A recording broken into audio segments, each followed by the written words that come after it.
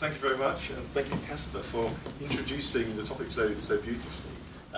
I wanted to start by amplifying the fact that you don't know who's lying, and neither does anybody else. So it's a lovely study, high-stakes study, where you give people the opportunity to lie to each other, where the amount of money that's involved is many, many thousands of euros.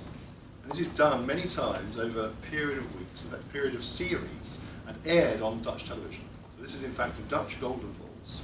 And Dutch Golden Balls is rather conveniently all archived on the web. And you can pick it up as a researcher, and you can take the videos, and you can look at all the facial expressions. You can look at just the faces, the stills. You can look at the sequence of movements. You can get the tone of voice. You can get Dutch speakers who can actually understand the words. And you can get all of that information, give it to your experimental participants, and see how well they can guess who's actually going to tell the truth, who's going to be deceptive. So who is actually saying, yeah, I'm going to share, really I am, and doesn't. Or who's going to say, yes, I'm going to share, and they do. And the answer is we just can't do it at all. So 54% sounds about right. It's just marginally above chance, more or less hopeless. And nobody seems to be any better at this than anybody else. And this is very interesting because this is big money. These people really, really care about lying successfully if they're going to lie. Because this is life-changing, or nearly life-changing. This is, from a point of view of experimental psychology, an extraordinary experiment. We can't run experiments where you, over periods of weeks, start giving away tens of thousands of euros. No chance.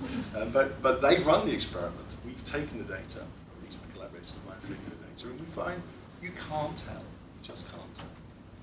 And that's odd because from the inside, you don't think that at all. I mean, if you actually work, you imagine you're in that situation. Are you thinking, oh, they're never going to spot this? I'm totally safe. I can say whatever. I'm just a total cipher. No, you were going to go through this process thinking, it's just obvious I'm lying. They're just going to see right through me. But actually, no. No, scarily, and this is something perhaps I wouldn't really tell you, but in fact, you're much, much, much less likely to be detected in lying than you imagine.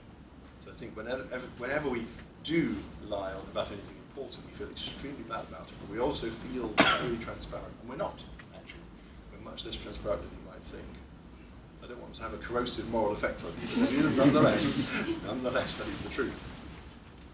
However, people do lie a lot about mostly fairly small things, but not always, and an interesting question that experimental psychologists have looked at in many different ways is when the people do lie, and when they don't. So, and I think it's rather difficult to intuit the way the results are going to go. So here's an example. So a large phone survey was conducted with a normal research agency, just doing normal questions about normal stuff. But the last question was, and you got paid by performance on this study. So what you said, you got different amounts of money.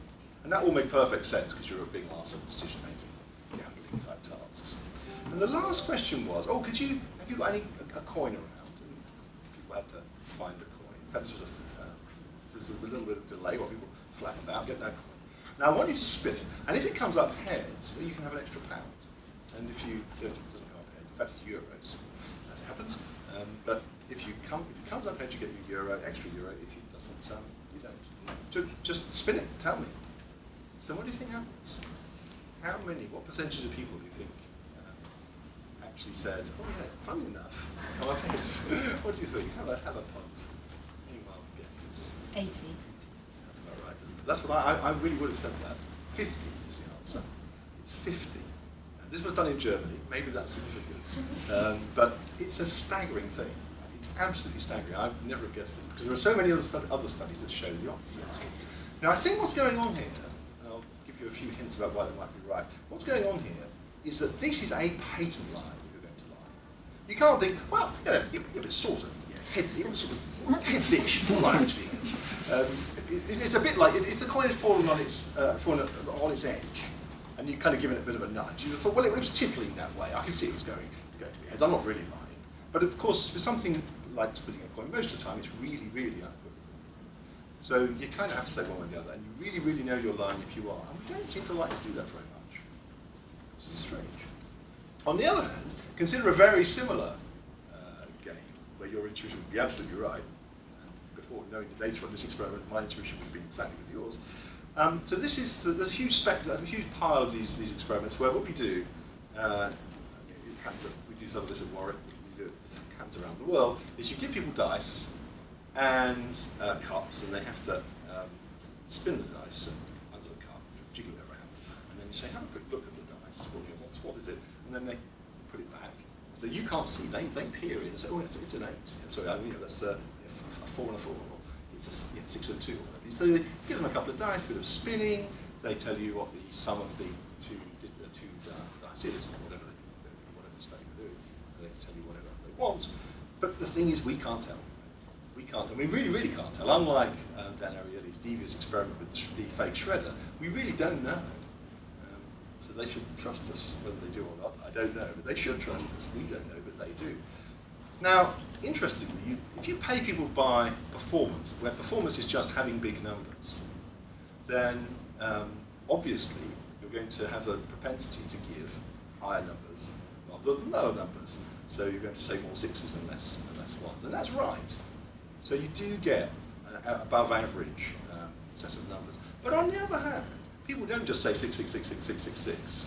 They really don't do that. In fact, very few people. I think we're talking about something like 2 or 3% of people do that, but almost nobody does.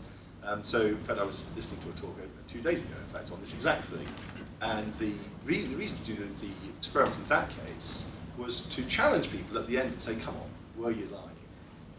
And interestingly, you had 2 groups of people who were lying. There were quite a lot of people actually who weren't, by the look of it, because they were getting average scores, which seemed perfectly compatible with genuinely telling you what was on the dice.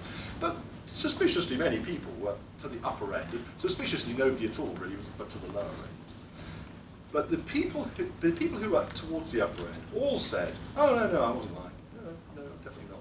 Except the people who said 6, 6, 6, 6, 6, 6. If you ask them, they say, well, of course I was lying. It's obvious. In fact, for them, they're lying as a matter of principle. They're thinking, you've been idiot not to lie. Of course I'm lying, because that's the sensible thing to do. You've told me how to make money, I'm making money. What's your problem?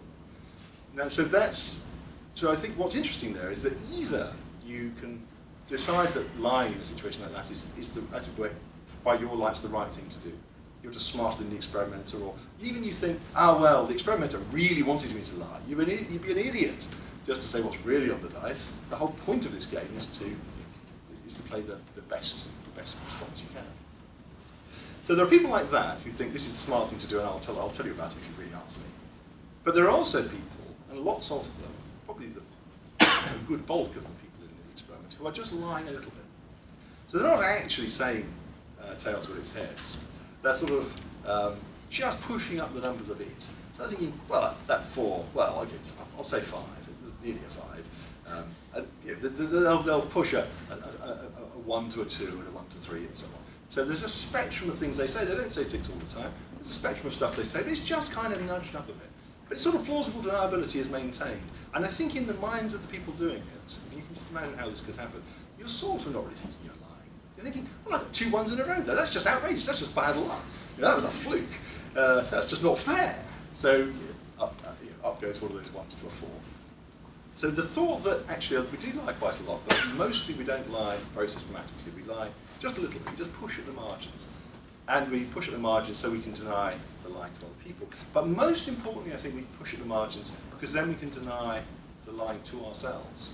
So going back to the phone study, if someone says, what's that coin you've just spun? Is it heads or tails? And you say, tails. That's very hard to think of yourself as an honest person as you spend your weekend contemplating what you've done. But on the other hand, with those dice, there were some unlucky runs, and said 3 1s in a row. That was just not natural and bad. But you didn't really lie about it. You just corrected nature slightly, and you can go away from that habit. So I think most of us are really quite uncomfortable with outright lying, but we are all have a tendency to push the margins. Another thing that's interesting about lying is it's often social in a rather unexpected way. So another recent study done at Warwick, in fact, is a study where, in fact, this is actually also, I think originally done in Israel, but would be replicated, not in my group, but on the team. This is an experiment where you look at people spinning 2 die, and the question is, do they come up the same? And if they do, you get paid. You get paid based on the amount they come up. So if you get a 1 and a 6, nobody gets anything. 2 6s, great news. It's not €6, £6 each, but 6 units of currency. If it's 2 1s, well, you get something because they're the same, but it's not so good. So there are various things interesting about this experiment. One is that if you give the single person 2 dice with this paradigm, they get a lot of doubles. And if they don't get all doubles, oh no, it's about sort of a third of the time or so. Not one, it should be 1 in 6, but it isn't. It's a bit higher. Fair enough. And also they tend, when they get a double, to just get a little more of a propensity to get those high doubles, not the low doubles, strangely enough. But excitingly, if you get people to do this together, so I've got 1 dice and you've got the other dice, and I announce my dice, and you then announce your dice, neither of us to see what's really happening, and neither can the experimenter. The effect massively amplifies. So now we're lying a lot. There's an awful lot more doubles, and they're really high doubles. A lot of double 6s suddenly start to spring into existence. Now, what's going on there? Well, we don't really have a completely clear picture of that, but I think one thing that's going on is I feel there's a new morality here. And there's the experimenter who's saying, just tell me honestly what's under the cup. But now I've got you to worry about. I mean, if you say 6, suppose you're the first person to go, you say 6, and I think, well, I've got 1. But on the other hand, now you get nothing, and that doesn't seem right. So I think, God, I really ought to say 6, at least more by chance, because I'm now harming you. But of course, now you spin the coin, and you get a 1. You think, well, 1, I mean, that's not much of much to give to my friendly, helpful opponent. Or my partner, they just help me out. I've got to give a higher number. So you get this enormous increase in cheating. Because now you've got this different perspective. Now it's us against the world. And I think that little experiment is a sort of microcosm of what goes on a lot in organizations and groups. So often we are not really lying for our own benefit. We're lying for our benefit. So it's our little group against the world. So if you're involved in some scandalous behavior in a city, almost certainly there's a little group of you that if one of you suddenly starts telling the truth, you're all going down in a really bad way. And at the beginning, when you're not quite sure what's happening and why it's happening and if it's happening and if dishonesty is really occurring, you don't quite know you're getting sucked into this thing. But once you are sucked in, you're not just sucked in as an individual. You're sucked in because we are doing something that if one of us bails out is bad for everybody. In fact, very, very, very bad for everybody. So it's very hard to escape. So I think group dynamics are very, very important in lying, particularly if lying is going to be really destructive, because very few people get the opportunity to lie about something which is really going to cause cataclysmic damage to the world. But little teams of people inside banks or governments or organizations of many kinds really can do a lot of damage. And they do a lot of damage by this power of these social pressures.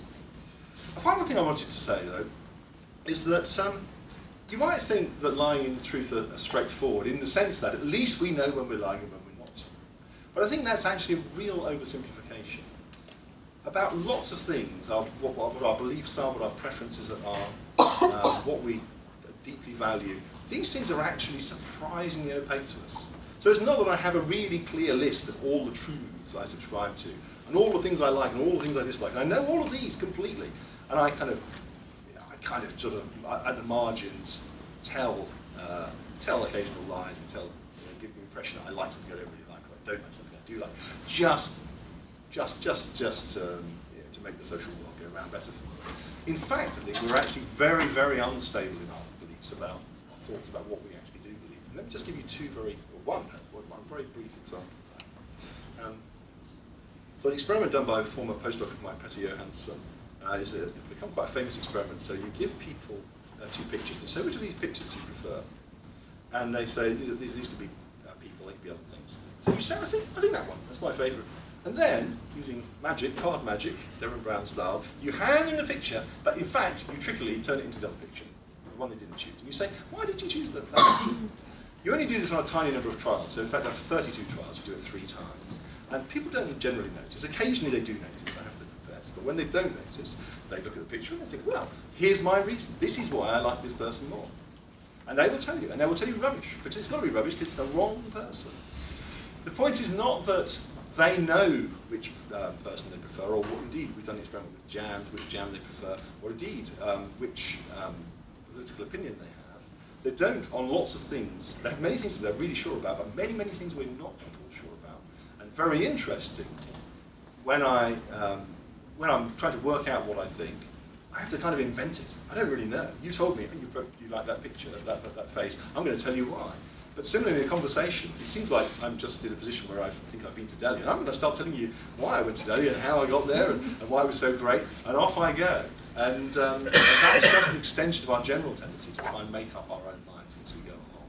Sometimes straying blatantly from the truth, often actually not really knowing what the truth is ourselves until we say it. Thanks very much.